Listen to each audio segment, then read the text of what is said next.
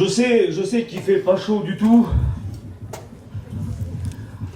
On a passé une très bonne journée. Journée un peu fatigante. Mais on a passé une très bonne journée. Je sais qu'il... Voilà. Je sais qu'il fait pas chaud du tout. Je vais pas vous tenir longtemps. Mais réellement, c'est pas moi qui décide. C'est Dieu. Amen. Je sais qu'il y a des jeunes parmi nous. S'ils s'écoutent, ils partent pour traîner sur le terrain, pas grand-chose à voir. Je sais que le côté gauche là-bas est regardant des vidéos sur un téléphone. Je sais qu'à l'arrière, les petits là-bas, ça bouge. Je sais que le côté droit, certains vont mettre un petit coup de coude comme ça, on va s'en aller. Comme les deux qui partent, là, Zinda. Inquiétez-vous pas, d'où les personnes se lèvent, je vous le dira. Mais moi, je sais une seule chose, que Jésus est présent. Amen. Vous savez que dans la vie, on a tout prévu, sauf l'imprévu. Vous voyez, à l'instant même, avant que je prêche, si je dis tout de suite, ah, il y a encore deux petites qui sont parties. Si je dis tout de suite, on prie le Seigneur, dès qu'on ferme nos yeux, il y a des gens qui vont partir. Alors on priera le Seigneur après la prédication. Vous voulez être béni?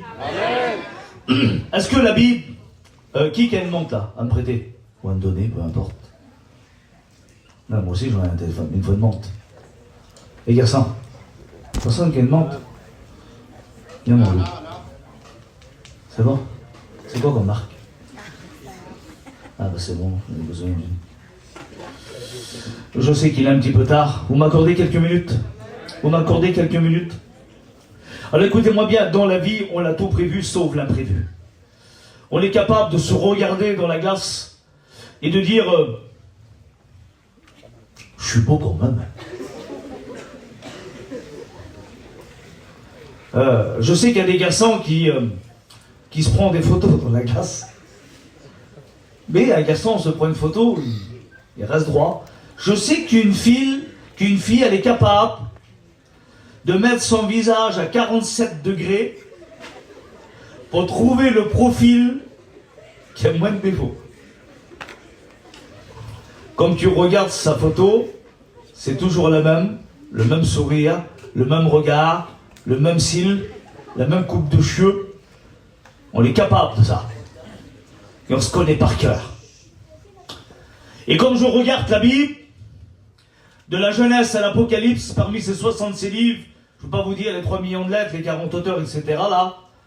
Mais comme je regarde la Bible, moi quand j'étais jeune, je pensais que Dieu pensait que aux hommes mariés, aux pères, aux mères, aux grands-pères, aux grands-mères. Je dis, Seigneur, moi j'étais jeune garçon, je ne croyais pas que Dieu, dans son amour du ciel, était capable de regarder un jeune garçon, une jeune fille, et moi je te parle. Est-ce que ce soir, Dieu est capable, du ciel, de regarder, de dire, j'ai un projet pour toi, parce que je t'aime. J'ai quelque chose, et pour moi, c'était de la folie. Pour moi, non, ce n'était pas possible que Jésus, dans son ciel de gloire, qui est capable de passer dans les rangs et de dire, jeune garçon, jeune fille, je te connais par cœur. Je connais tout de toi, je sais tout. Et tout à coup, Dieu parle dans un livre qui est merveilleux et qui parle énormément de la jeunesse. Vous l'avez écouté, il dit, jeune homme, ah, il interpelle. Il interpelle pas un homme marié, pas une femme mariée, pas un grand-père, pas une grand-mère. Il interpelle la jeunesse. Il dit jeune homme, ça veut dire je m'adresse aux jeunes garçons et aux jeunes filles. Je m'adresse à celle et à celui qui réellement qui ne trouve pas de secours. Il dit jeune homme, ah, chut. Jeune homme, jeune fille, Dieu te parle. Et comme Dieu te parle parce qu'il a un regard favorable sur tous les jeunes. Comme Dieu a créé les cieux et la terre, il a dit, j'aurai un regard favorable sur le jeune garçon et la jeune fille. Alors il dit dans Ecclésiaste chapitre 12, il dit, jeune garçon, jeune fille, régis-toi pendant les jours de ta jeunesse. Parce qu'il sait qu'un jeune garçon et une jeune fille se réjouit. On est capable de boire, fumer, sortir, danser. Et être la femme et le garçon le plus malheureux du monde. On est capable de dire, je suis pas n'importe qui. Alors on se réjouit. Et pour faire plaisir à certains jeunes, à certains copains, à certaines copines, de dire je suis pas un aéré moi.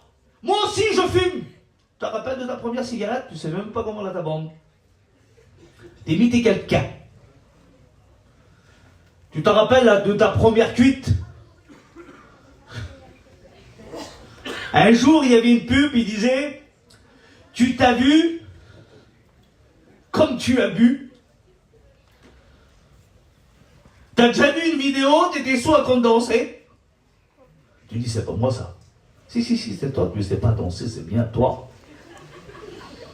Si, c'est toi. Tu te rappelles de ça? Parce que certains jeunes, ils disent, moi, je sais boire. J'en ai vu, moi. Et je vous le dis qu'ils ne savent pas boire. Certains jeunes, ils disent, Frahim, moi je tiens l'alcool extraordinaire. Je suis capable de venir à 3h, 4h, 5h du matin. Je sors, je réjouis. Pas de problème, je suis un jeune garçon, moi. Je suis une jeune fille, parce que paraît-il, il y a des filles qui boivent maintenant. Non, ça n'existe pas, ça. Si, il y en a. Ils m'ont dit, je rentre chez moi, 4h du matin, je prends ma petite douche, je me fous dans le lit. Non, quand tu arrives à 4h du matin, t'as même pas le temps d'enlever les deux souliers, tu t'allonges dans le lit, t'as voilà la tête, et tu cries au secours, maman, mon père, je suis pas bien, j'ai mal de tête, j'ai envie de chaleur, je suis pas bien.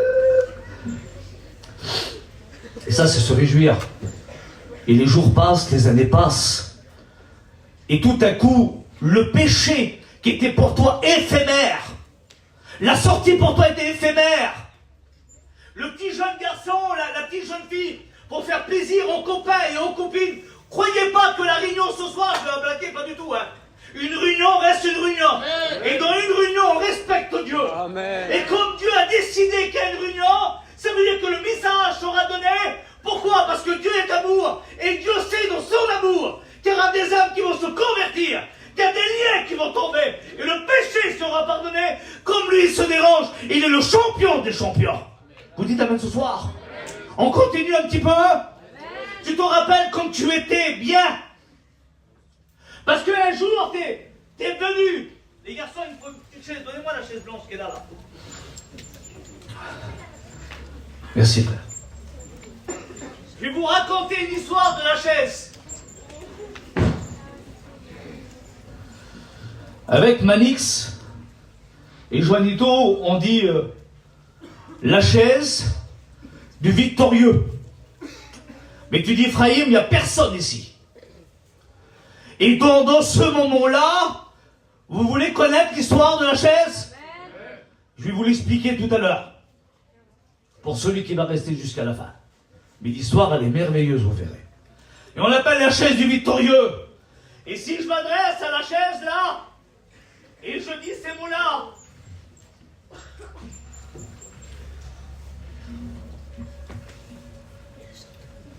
comme je lis un verset, je veux parler à la jeune garçon, au jeune garçon et la jeune fille qui est assise là, parmi nous. Alors je prends une chaise parmi tant d'autres. Je vais pas désigner un jeune garçon et une jeune fille. Je suis pas si déréglé que ça. Et je suis pas réellement. Je suis un garçon qui est respectable. Je respecte tous les jeunes, moi. Donc je vais pas montrer quelqu'un du doigt. Mais je vais prendre un jeune garçon et une jeune fille. Et je veux que la jeune fille qui est pas chrétienne, celle-ci qui est loin de Dieu, le garçon qui est pas chrétien, lui qui est loin de Dieu, je vais m'adresser à toi. Sans te juger sur la chaise que tu es. Mais je vais m'adresser à toi. Et je voudrais savoir réellement, je vais te poser la question, jeune garçon, jeune fille, et toi tu es assis, je veux que c'est toi qui es là. Et je vais prononcer, pourquoi tu ne rencontres pas Jésus? Pourquoi tu ne l'acceptes pas? Pourquoi tu ne veux pas être sauvé?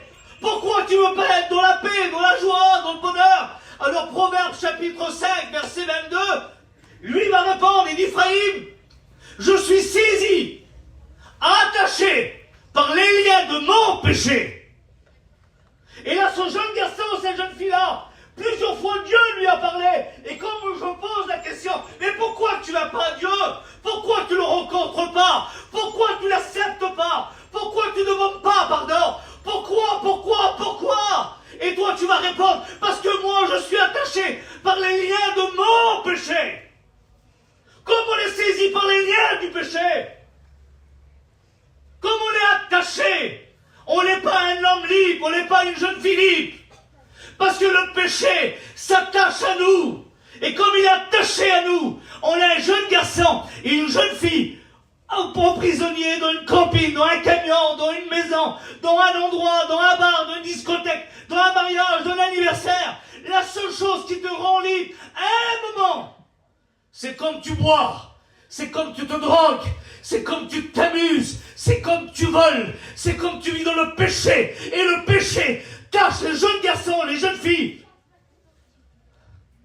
Parmi nous ce soir, il y a des jeunes garçons et des jeunes filles qui se regardent dans la glace et qui ont honte de leur-même, de leur personne elle-même. Ils ont honte parce que le péché les a amenés dans des endroits et faire des choses que jamais de ta vie t'aurais cru.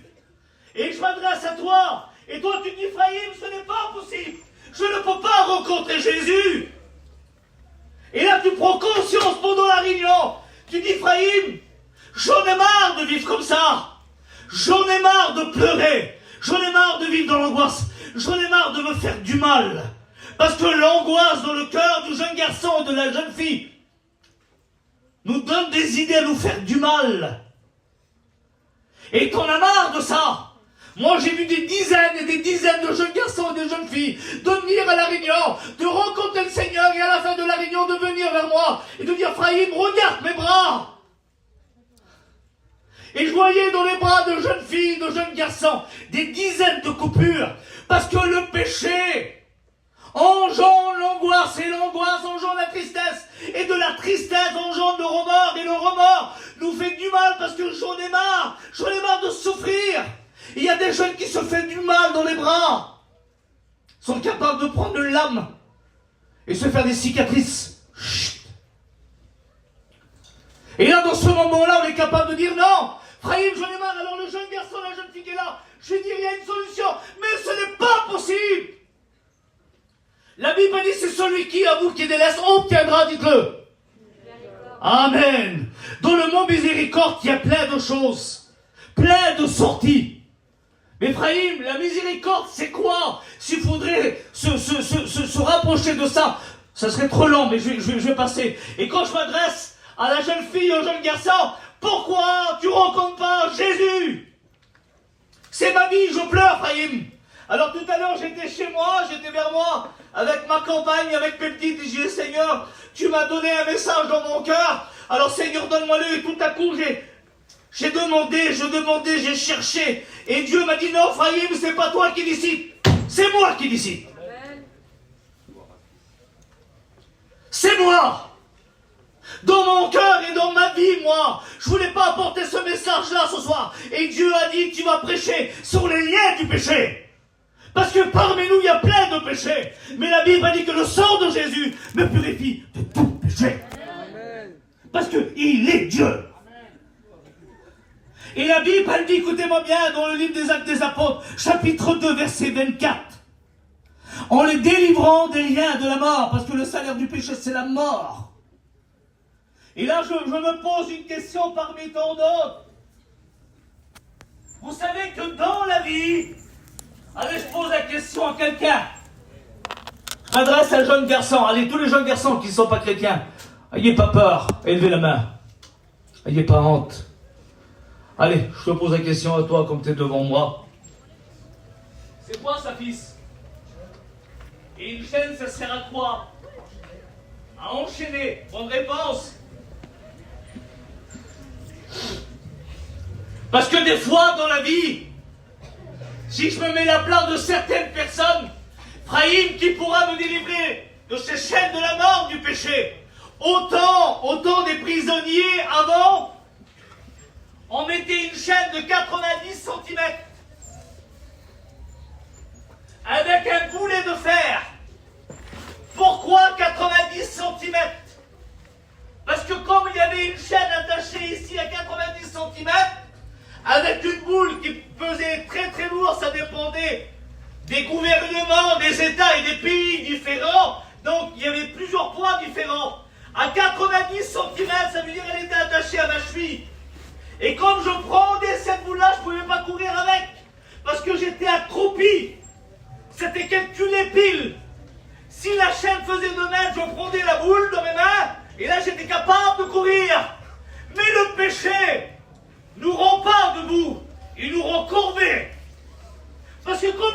péché qui est attaché à notre cheville, il nous met en bas.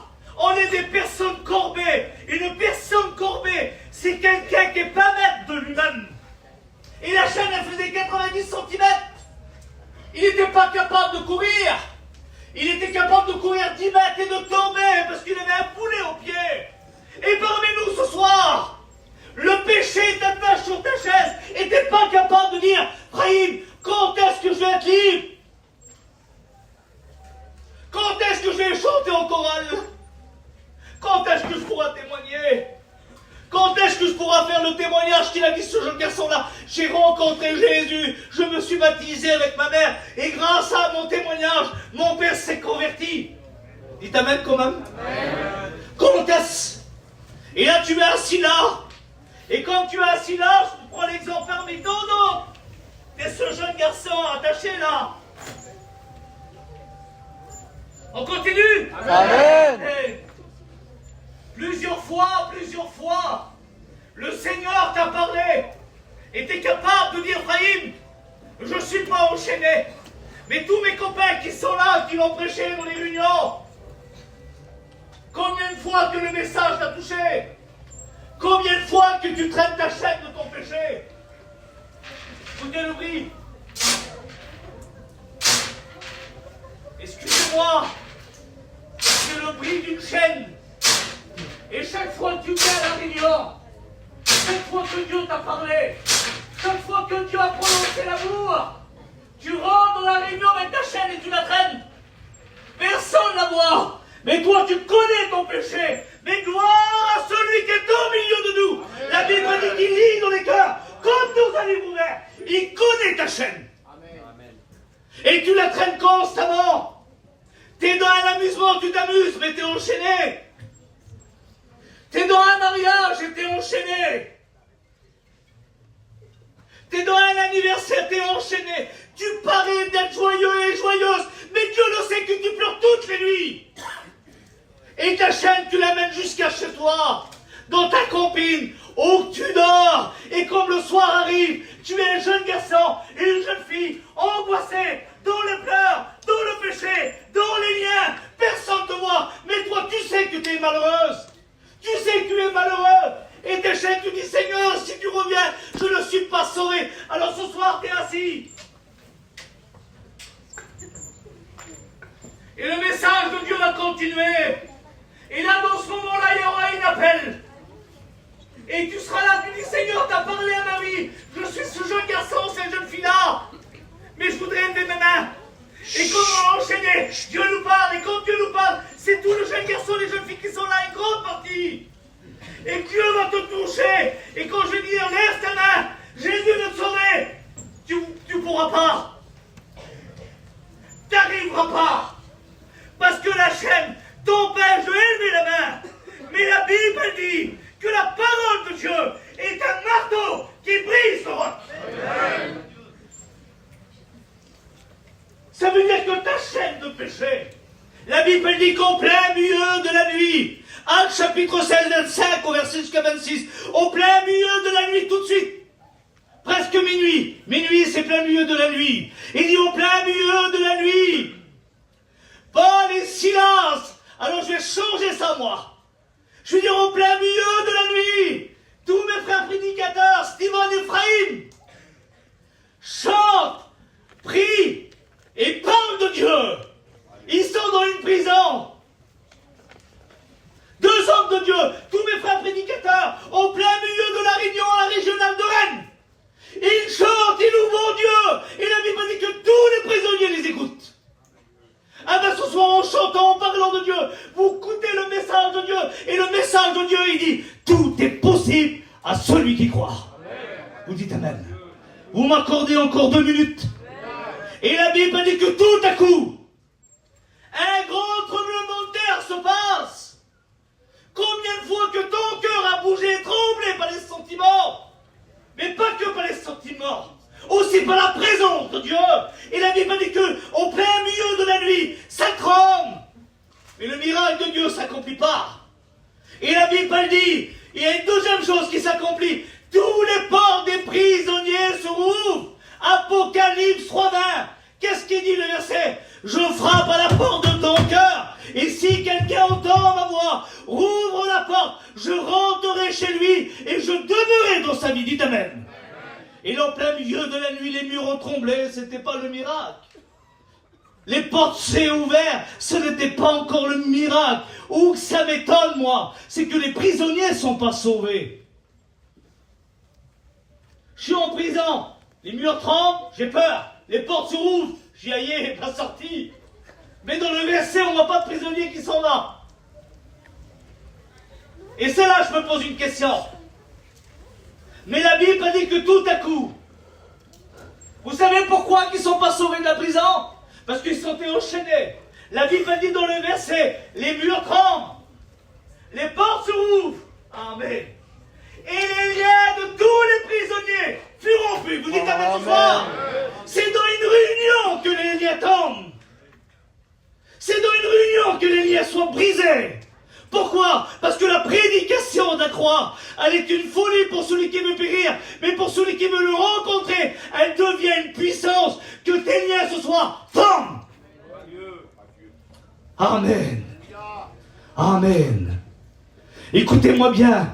Voici, la Bible a dit, je vois 4 hommes dans le feu, sans lien. Alors écoutez-moi bien, ce soir, moi j'en ai marre. Alors, je pose la question au jeune garçon et la jeune fille là. C'est toi ça. Et t'es là. Tu es assis, tu es prisonnier. Je ferme ça tout de suite là, il y avait plein de notes, mais 2 petites minutes. Une demande, je le fais. Vous m'accordez 2 petites minutes encore, j'arrête. Amen. Mais je vais faire comment, Frahim? Qu'est-ce qu'il faut faire? Je suis dans une prison. Alors moi je dis, la Bible elle prononce, celui qui avoue et qui délaisse, celui qui demande pardon et qui délaisse, obtient le pardon. Amen. Alors tu vas faire comment, Frahim? Quelle est la solution? J'en ai marre de vivre comme ça. Je n'en peux plus. Alors moi je dis toujours, à toi la gloire Père. Je dis toujours que mes frères prédicateurs, c'est des pompiers spirituels. T'arrives pas à bouger, toi. Alors toi, t'arrives pas à bouger, non, frère. Je lèverai pas ma main, je suis enchaîné, j'arrive pas. Inquiète-toi pas, t'arriveras. Les garçons, vous croyez qu'on arrive? Amen. J'arrête. C'est dommage qu'il manque du temps. Mais c'est le message. Je veux que l'enfer tremble. Que le diable soit en colère, mais que le ciel soit en fête. Excusez-moi la réunion là. C'est une réunion comme tous les réunions qu'il y a eu. Et une réunion, elle est bénie parce que comme Jésus est présent. Et tous les réunions qu'il y aura après demain et tous les jours, Jésus sera présent avec tous mes frères. Qu'est-ce qu'il faut faire? Alors je dis que la Bible elle prononce, c'est se trouve dans le livre de Jude. Chapitre 1, je crois, et verset 23, je crois. La Bible, elle dit aux autres, les autres, il dit, vous allez faire des appels, vous allez donner des messages, les personnes vont se convertir, mais d'autres, il faut les arracher du feu roc. D'autres, il faut aller les chercher. Alors moi, je vais te dire, qu'est-ce qu'il faut faire? Demande de l'aide, et il nous va venir à ta rencontre, et on va tout faire pour que tu sois sauvé. Amen. Alors un prédicateur, c'est un pompier spirituel. Vous savez qu'est-ce qu'il fait? Un pompier, il a une habit spéciale. Regardez-moi bien. Et là, je veux pas que vous faites du potin, merci pour le silence. Franchement, mon Dieu, il y a un silence total. C'est une merveille. Je vous remercie de tout cœur. Un pompier spirituel, c'est tous mes frères prédicateurs et étudiants qui sont là, et les futurs plus tard. Un pompier de tous les jours. Il a une habit spéciale qui est placée dans un endroit spécial. Pas tout le monde la porte. C'est une habit qu'on est capable de la mettre sur nous. Capable de rentrer dans le feu à un certain moment. Et que le feu ne nous atteint pas, mais pas longtemps. Dans le verset, il ne dit pas demeurer dans le feu et arrachez-les du feu. Non, il dit arracher. Le mot arracher, je prends et j'arrache. Je reste pas, Daniel. Je prends et j'arrache. Je ne demeure pas dans le feu. J'arrive, je prends et j'arrache. Et je m'en bats. Ben, un pompier dans la vie, il voit une va pas regarder le prix de la porte. Si elle vaut 5 ou 10 000, si elle vaut 50 000 euros, il va prendre le marteau dans ses mains ou la hache. Il va briser la porte. Il va se revêtir de la vie. Il va rentrer dans le feu. Il va sauver l'âme qui est en train de souffrir dans les flammes. Mais un prédicateur spirituel, un pompier spirituel, il est revêtu par la présence de Dieu. Il est revêtu du Saint-Esprit. On va arracher les portes de l'enfer et on va prendre ton âme. Amen. Vous voulez ce soir? Amen. Mais demande de l'aide. Amen. Amen. J'ai lu une histoire d'un pompier un jour. Il dit, je suis rentré dans une maison de feu. Il dit, je cherchais la personne. Mais tant que la personne ne criait pas, j'étais pas capable de la reconnaître où qu'elle était. Il dit, j'étais dans les flammes et je cherchais et je ne trouvais pas. Et jusqu'à temps, j'ai écouté une voix. Et la voix, elle disait, allez, je souffre. Et il dit, grâce que je l'ai entendu, je suis arrivé dans la chambre. Et là, j'ai vu une jeune fille qui demandait à l'aide, à l'aide et à l'aide. Et je suis arrivé, je l'ai sauvée. Ce soir, Dieu le sait. La Bible a dit dans Romains 8, chapitre 1er, pour celui qui l'accepte, aujourd'hui, il n'y a plus de condamnation pour ceux qui sont Jésus-Christ. Dites Amen. Amen. Crie à l'aide. Ta chaîne, on la jette au pied de la croix. Et Jésus pardonne ton péché. Il brise tes liens et tes chaînes. Tu ne fumeras plus, tu ne buvras plus. Tu ne seras plus un drogué. Tu n'auras plus besoin de sortir. Parce que la Bible, elle prononce la prédication de la croix. Elle devient une puissance. Ce soir, demande de l'aide. Alors Jésus vient à ta rencontre. Il prend ta chaîne. Il la brise. Et on la jette au pied de la croix. Vous dites Amen ce soir. Amen. Alors on ferme nos yeux et on prie le Seigneur maintenant. Et je veux que